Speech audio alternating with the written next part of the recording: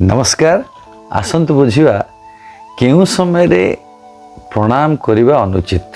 निश्चित भाव जानिया प्रणाम रे गोटे विधिवत नियम रही। आपण समु समय रे समस्त प्रणाम करि परिबे नहीं। यथा देव पूजा करथिबा समय रे प्रणाम करिबा अनुचित, मंदिर भितरे थिबा पूजक को प्रणाम करिबा अनुचित एवं शौच कर्म आदि सारी फेरुथिबा समय रे काहाकु भी प्रणाम करिवे नहीं।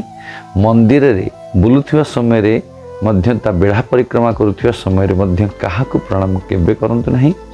वेद पाठ, चंडी पाठ, गायत्री पाठ कोनोसी पाठ करुथिला समय रे पा श्रोत पाठ करुथिबा समय रे प्रणाम करिबा अनुचित। भोजन करुथिबा समय रे काहाकु केबे प्रणाम करंतु नहीं।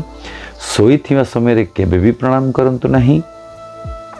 स्नान करुथिबा समय रे मध्य काहाकु प्रणाम करिबा अनुचित एवं रोग सज्जारे जदि किए पड़िछि ताकु मध्य प्रणाम करिबा अनुचित गोटे एहा पुराण सम्मत अटे।